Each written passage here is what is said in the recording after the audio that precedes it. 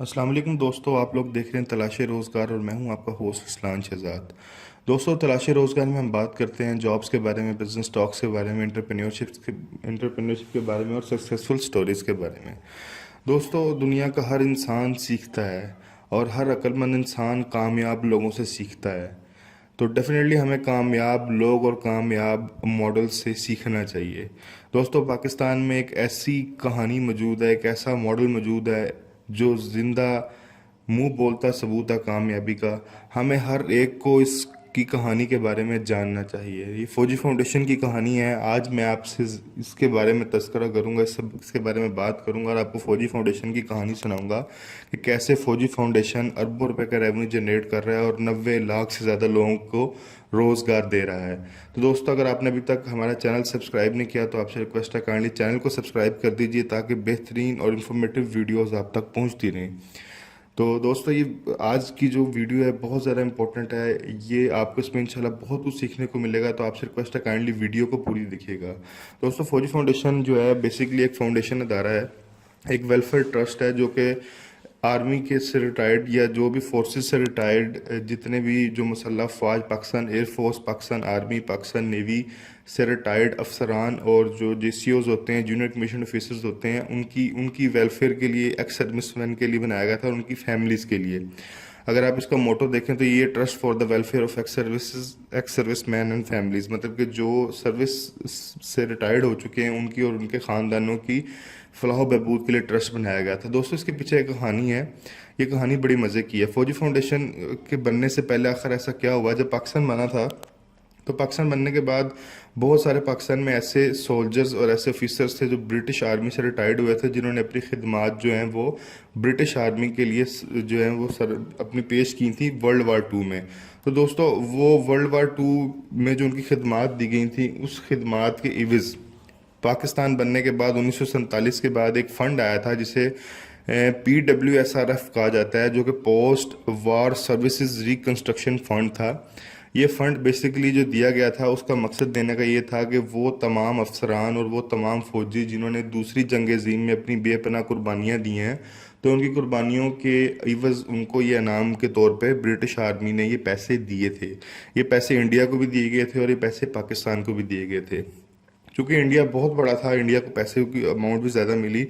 India ने उस वक्त वो तमाम जो फंड मुझसे मिला, जो पोस्ट वार सर्विसेज रिकंस्ट्रक्शन फंड मिला, उसने वो तमाम पैसे अपने अफसरान और अपने जो उसके अफवाज थी, उसकी फ़ौजी थी, जो नामजद फ़ौजी थे उस टाइम के, उनके तमाम ख़ानदानों में और उनमें तकसीम कर दिया। लेकिन जो पाकिस्तान को अमाउंट मिली वो उस टाइम पर बहुत कम थी। वो अमाउंट सिर्फ और सिर्फ 18.2 मिलियन, यानी आज के ज़माने का जो 1 करोड़ 80 लाख और उस टाइम का 0.2 मिलियन, सिर्फ ये पैसे थे। मतलब पाकिस्तानी 1 करोड़ 80 लाख रुपया सिर्फ उस टाइम था। तो उस टाइम पे बहुत बड़ा चैलेंज था, इतने ज़्यादा अफसरान और इतनी ज़्यादा फौज के दरमियान ये पैसा तकसीम करना। क्योंकि अगर ये पैसा तकसीम किए जाते तो सबको कुछ 100 रुपये मिलते उस टाइम पे।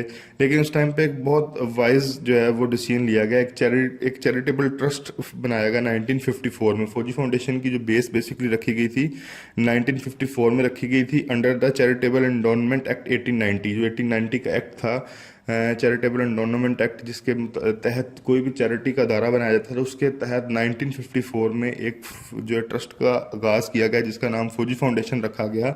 और ये 18 मिलियन थे, मतलब उस टाइम पे जो पाकिस्तानी अमाउंट 1 करोड़ 80 लाख से एक मिल स्टार्ट की गई, टेक्सटाइल मिल।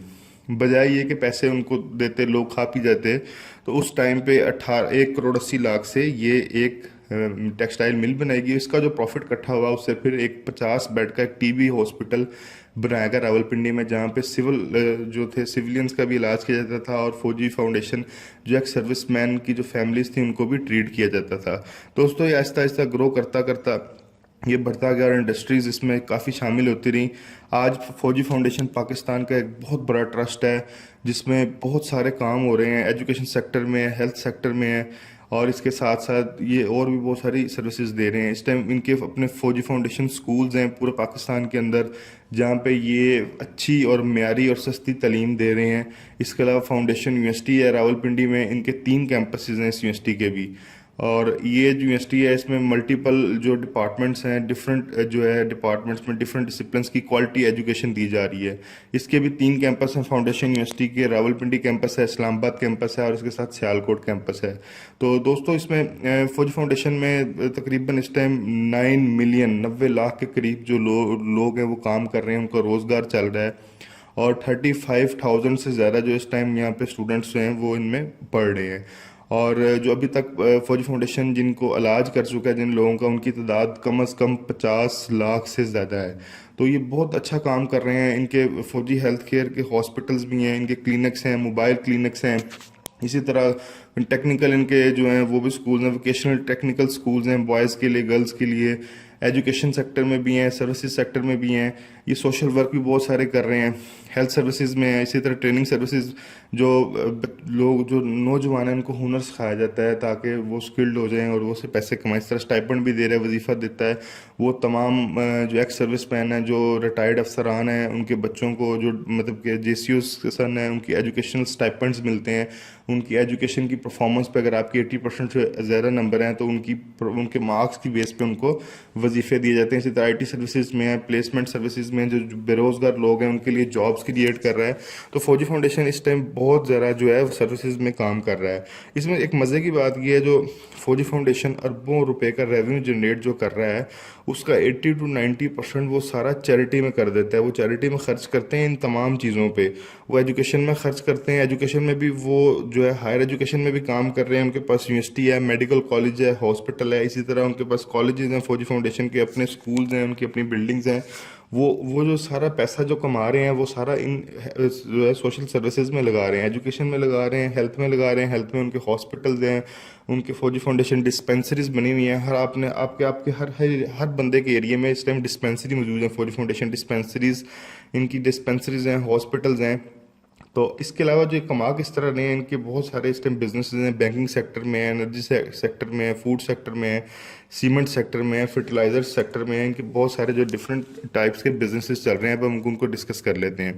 तो सबसे जो इनका इस टाइम एनर्जी सेक्टर में भी ये काम कर रहे हैं। विंड एनर्जी के बहुत सारे जो हैं इनके प्लांट लगे हुए हैं सिंध के अंदर, जहाँ से ये थ्रू विंड एनर्जी जो है बिजली पैदा करके ये आगे जो है सेल आउट कर रहे हैं। इसी तरह फर्टिलाइज़र में फौजी फर्टिलाइज़र का हम सब ने नाम सुन रखा हुआ है।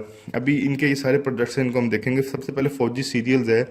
ये बेसिकली जो है ये डिफरेंट खाने पीने की चीज़ें बना रहे हैं, फौजी फूड्स आपने सुना होगा। तो इसके बाद फाउंडेशन गैस है इनकी, LPG जो लोअर प्रेशराइज गैस, ये बना रहे हैं।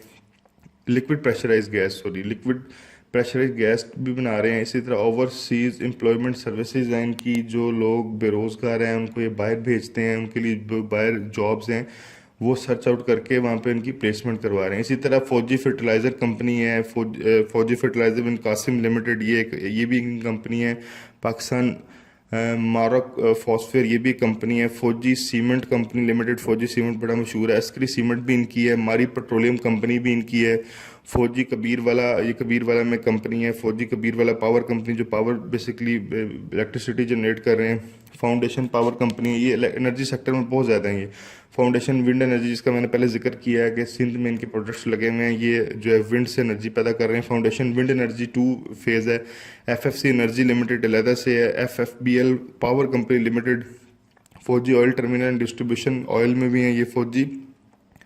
अकबर पार्शिया मराइन टर्मिनल, ये बड़ा इंपॉर्टेंट है। इन्होंने समुंदर के अंदर टर्मिनल बनाए हैं। दोस्तों ये बड़ी इंपॉर्टेंट चीज़ मैं आपको बताने जा रहा हूँ। देखें, बजाय ये कि आप पोर्ट पे अपना शिप लेके आएँ और वहाँ से अपना सारा माल उतार कर पोर्ट पे स्टोर करें, क्योंकि पोर्ट पे शिप नहीं आता, उसके काफ़ी दूर जो है वो खड़ा रहता है। वहाँ से फिर छोटी छोटी जो कश्तियाँ उन पर सामान आता है। जिस तरह के जो डीप वाटर पोर्ट्स हैं, जिस तरह ग्वादर पोर्ट है, वो इस तरह की पोर्ट बनी हुई है जहाँ पे डायरेक्ट आके जो शिप है वो एंकर हो जाता है। लेकिन बहुत सारे ऐसे पोर्ट्स हैं जहाँ पे जो बड़े शिप हैं वो एंकर नहीं हो सकते। तो इन्होंने जो बड़े शिप्स होते हैं उनके लिए एक टर्मिनल, मैरिन टर्मिनल बनाए हैं समुंदर के अंदर। इन्होंने मसनूई ज़ख़ीरा अंदोज़ी के मरकज़ बनाए हैं जहाँ पे आप गंदम या सीरियल्स जो हैं वो विदाउट मतलब कि बोलियों के बगैर आप उसको स्टोर करते हैं, और जब आपको चाहिए वहाँ पर ये सारी ह्यूमिडिटी को, हवा को कंट्रोल कर रहे हैं। ये पाकिस्तान में इन्होंने पहला स्टार्ट किया जो मेराइन टर्मिनल्स हैं। मेराइन टर्मिनल एक बड़ी मतलब अच्छी चीज़ और एडवांस मतलब दुनिया आज आजकल यूज़ कर रही है। इस तरह की फौजी ट्रांस टर्मिनल लिमिटेड है, फाउंडेशन सिक्योरिटीज़ ये सिक्योरिटी भी प्रोवाइड कर रहे हैं third as a third party. Foundation securities limited है, अस्करी बैंक भी इनके पास है, फौजी फूड्स लिमिटेड भी है, फौजी फ्रेश एंड फ्रीज लिमिटेड जो फ्रोजन फूड है उसको भी डील कर रहे हैं, फौजी मीट लिमिटेड ये मीट भी एक्सपोर्ट कर रहे हैं, इसी तरह फौजी इंफ्रावेस्ट फूड्स लिमिटेड, ये सारे ग्रुप इनके हैं, फौजी फाउंडेशन के हैं।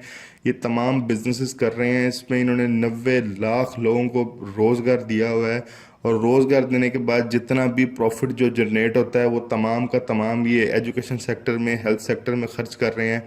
तो दोस्तों इसमें सबसे इम्पोर्टेंट चीज़ ये है कि ये उस टाइम का 1 करोड़ 80 लाख रुपया ये उस टाइम तकसीम कर सकते थे 1954 में, लेकिन आज 2020 में इतना बड़ा ग्रुप है, इतनी ज़्यादा कंपनीज हैं और हर तरह के सेक्टर में, एनर्जी सेक्टर में, सीमेंट सेक्टर में, फूड सेक्टर में, बैंकिंग सेक्टर में सर्व कर रहे हैं, अर्न भी कर रहे हैं। और इनका मोटो अर्न विद सर्व है कि हमने कमाना है लेकिन साथ खिदमत भी करनी है। और सबसे बड़ी बात ये है, ये जितना बड़ा ग्रुप है ये सारा का सारा स्टॉक मार्केट पे भी है।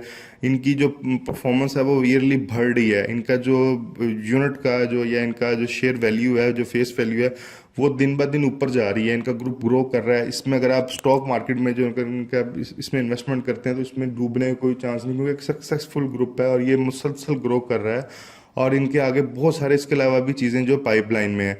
अभी इन्होंने बहुत सारे प्रोजेक्ट शुरू किए हैं, ये आपके सामने जो है ये मैं एक पूरी लिस्ट है जो इन्होंने नए इनके प्रोजेक्ट स्टार्ट हुए हैं, अभी इन्होंने स्टार्ट किए हैं, जिसमें एलएनजी के प्रोजेक्ट्स हैं, ये मोटर गैसोलीन में आ रहे हैं, waste heat recovery, waste management में आ गए हैं। ये तंजानिया में इन्होंने एक फर्टिलाइज़र प्लांट लगाया है, इसी तरह कोल प्लांट लगा रहे हैं, सोलर प्लांट लगा रहे हैं। ये तो एनर्जी सेक्टर में ऑलरेडी हैं और भी बहुत सारे इनके प्रोजेक्ट्स हैं पाइपलाइन में हैं।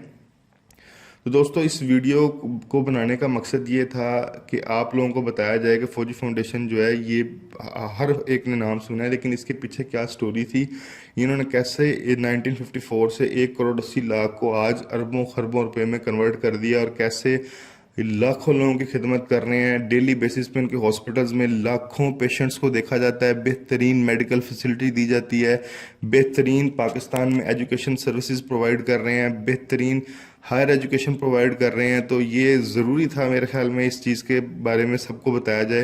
तो दोस्तों उम्मीद है कि आपको वीडियो पसंद आई होगी। अगर आपको वीडियो पसंद आई है तो काइंडली वीडियो को लाइक ज़रूर कीजिए, कमेंट बॉक्स में अपने कमेंट का इजहार ज़रूर कीजिए और वीडियो को ज़्यादा से ज़्यादा शेयर कीजिए। नए आने वाली वीडियो तक के लिए आपसे खुदा हाफिज़।